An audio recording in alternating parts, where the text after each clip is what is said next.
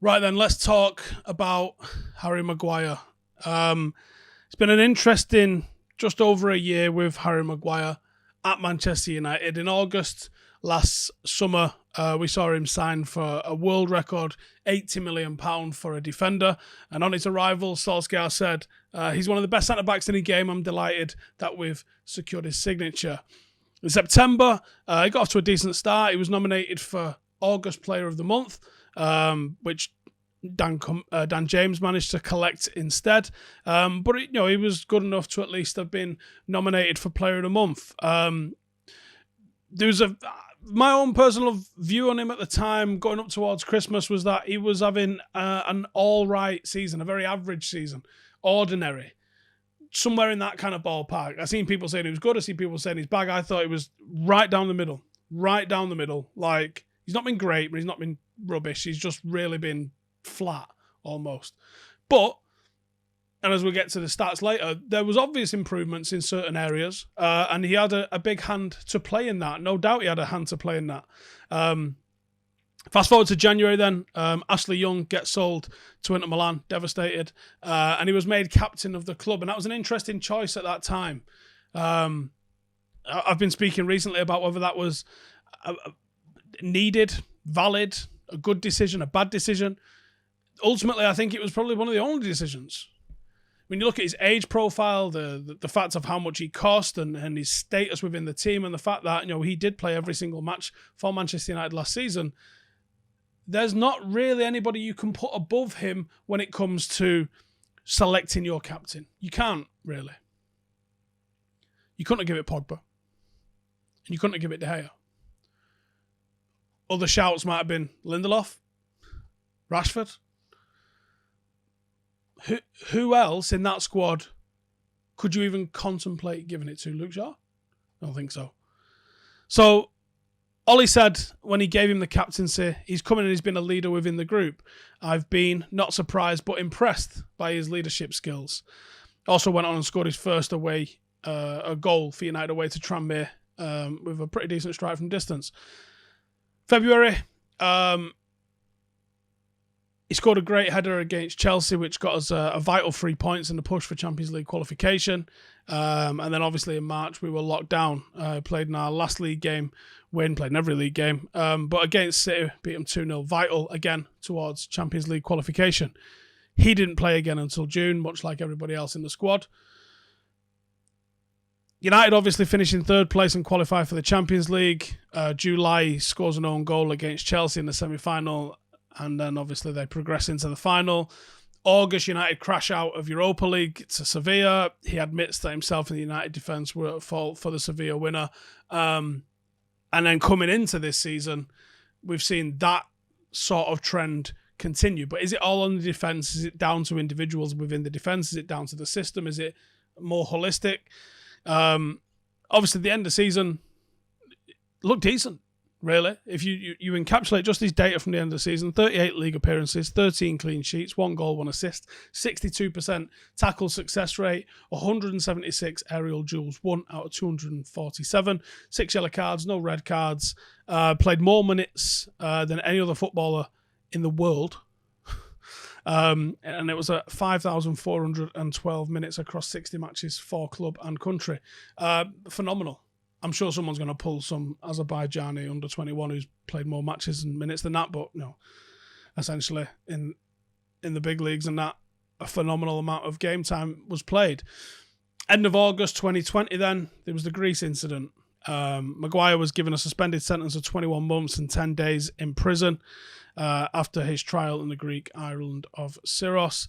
He was found guilty of repeated bodily harm, attempted bribery, violence against public employees, and insult after arrest. I don't know what insult after arrest is. It's quite funny. Over in Mykonos.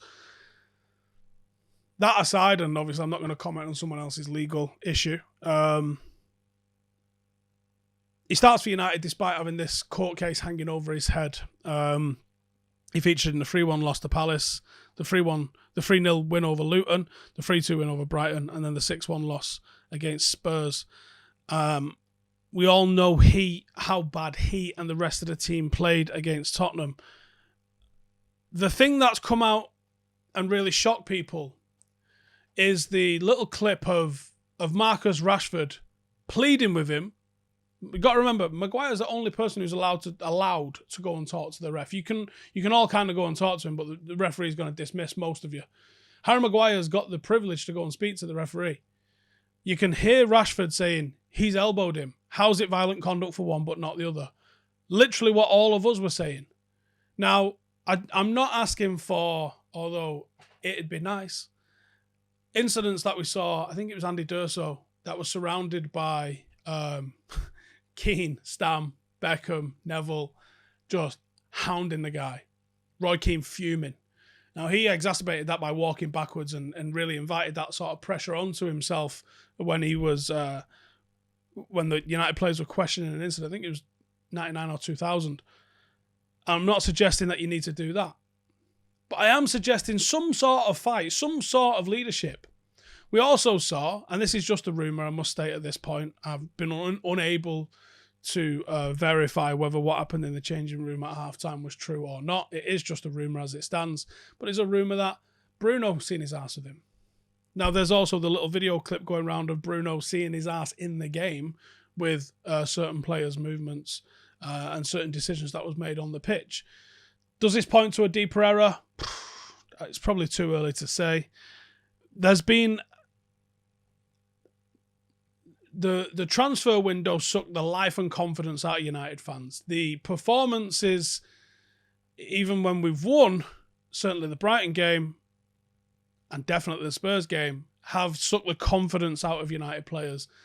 The end of the season, despite getting to a couple of semi-finals, despite getting Champions League qualification, because of how it absolutely fell apart towards the end, there wasn't the, yes, we made it sort of feeling that there could have been. And all of those things stacking up mean that Manchester United and Manchester United fans at the moment have got a pretty negative outlook on life.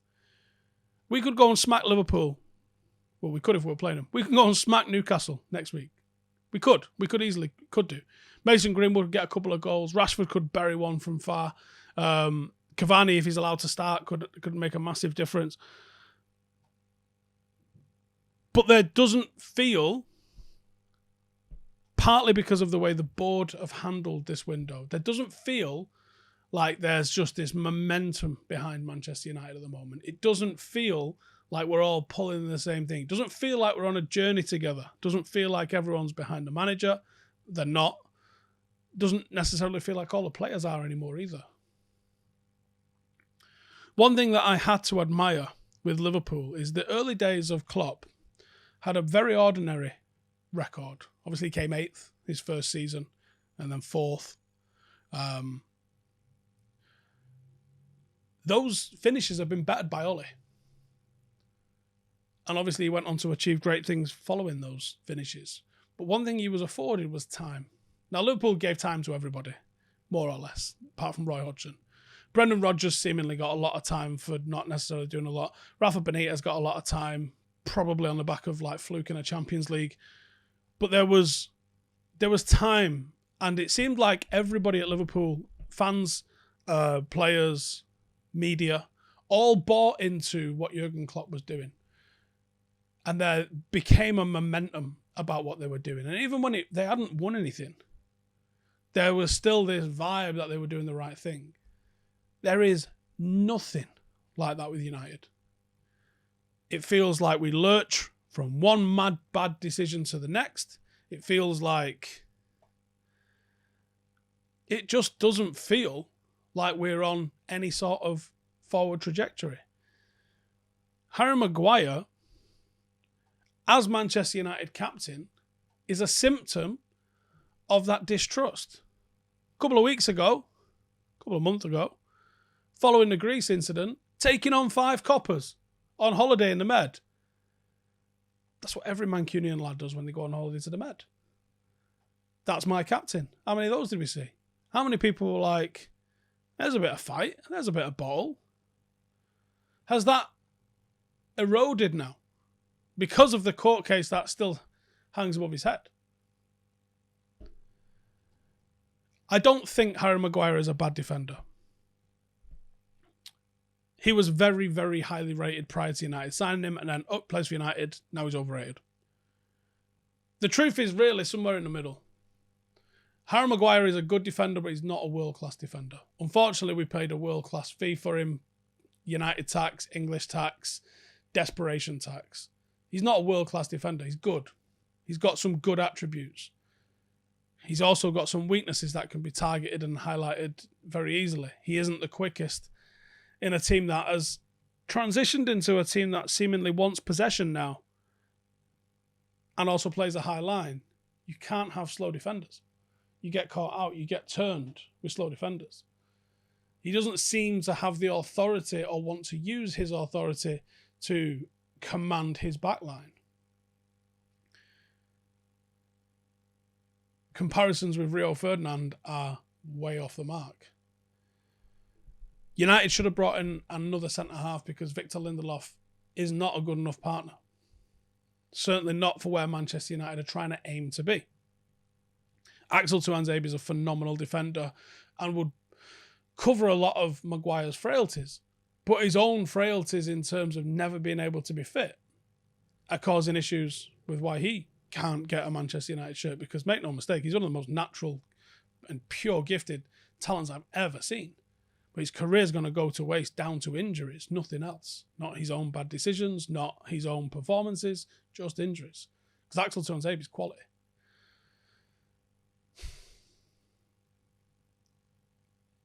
I personally think now might be the time to try other options. The problem that Solskjaer now faces is there was a demand, including from myself. I think the title of my last video was Bay must start. Politics is going to dictate that Harry Maguire comes back into the team at some point, no matter what happens. But I think it'd be very prudent of Manchester United to try and see what Lindelof and Bay could do. Tuanzebe and Bay, Tuanzebe and Lindelof. You've still got Rojo and Jones, even though they've not been registered for the European squads, available at the club. There needs to be another option, and I think taking Harry Maguire out of the limelight while he figures out what's going on with his court case, give him a couple of weeks off, would probably be the best thing that could happen to him. We saw the form of Jesse Lingard really suffer on the back of some mental issues. We've seen footballers absolutely fall to pieces. I don't think any of us could understand the pressure of playing for Manchester United. What we should do is be empathetic to the pressure of playing for Manchester United, but recognise that when there is pressure for playing for Manchester United, if there's external, personal circumstances which are preventing you getting on the pitch and performing at the highest of high levels, you need to be taken out of the team. For the good of yourself and for the good of the team. That's a big, big decision that I think Solskjaer's got to make. Amongst other big decisions that he's going to have to make. Because once you take him out of the team, you haven't got a captain. And many would say you haven't got one with him in the team.